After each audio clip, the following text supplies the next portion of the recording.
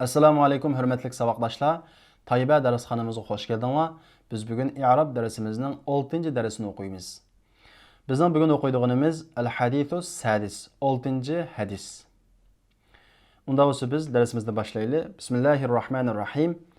An Abi Abdullah an-Nu'man ibn Bashir radiyallahu anhuma qala سمعت رسول الله صلى الله عليه وسلم يقول إن الحلال بين وإن الحرام بين وبينهما أمور مشتبهات لا يعلمهن كثير من الناس فمن اتقى الشبهات فقد استبرأ لدينه وعرضه ومن وقع في الشبهات وقع في الحرام كالراعي يرعى حول الحمى يوشك أن يرتع فيه ألا وإن لكل ملك حمى ألا وإن حمى الله محارمه ألا وإن في الجسد مضغة إذا صلحت صلح الجسد كله وإذا فسدت فسد الجسد كله ألا وهي القلب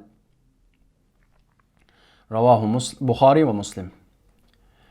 Ondan sonra biz hadisinin tercümesini qilamiz. An Abi Abdullah an-Nu'man ibn Bashir radiyallahu anhuma din rivayet qilindi. Dedi o, anladım ben Resulullah sallallahu aleyhi ve sellem'den deydi o Resulullah, innel halale beyyinun, hakikaten halal uçuk, beyyinun, uçuk, ve innel harame beyyinun, ve haramı uçuk, ve beynehuma umurun müştebihat, o ikisinin oturusunda, yani halal ve haramın oturusunda şübihilik işlava, la ya'lemuhunne kethirun minen nas, bilmeydi onu kişilerin köpünçisi. Femen ittaqa şubahat faqad istabra alidinih ve aradi. Kimiki şubahattin, yani şübihilik işlerden saklansa dinini ve numusini pak tutkan boldu. Ve men vaqa'a fi şubahat, kimiki şubahatga tushib qalsa haramga tushib qalgan boldu. Aynen haramning o'ziga tushib qalgan boldimi? Haramni qilgan o'xshash boldimi? Keyin izohlaydi va karra'i yar'a havlal hima. Xuddi bir podachiga o'xshash poda vaqidi chegaraning atrofida. Yushiku tas qoladi u yerdan qana qilg'ili o'tlig'ili. Agar ta'adan gap qana qildi, uning chorvalari undan o't yeydi degan ma'noda.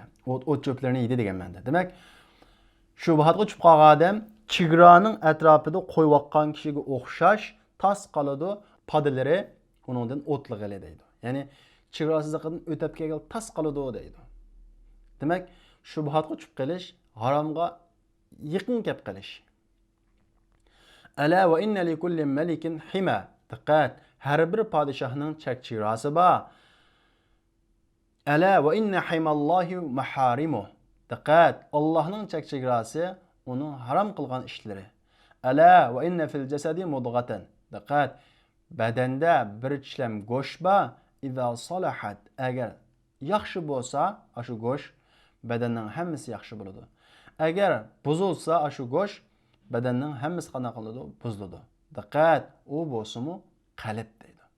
Demak, qalbning yaxshi bo'lishi, u odamning yaxshi bo'lishi, qalbning buzilganligi u odamning buzilganligining isboti. Hadisning mazmuni munoyat uchuq. Onda bo'lsa biz hadisniki tarkib qo'yilgan mazmunga kiramiz.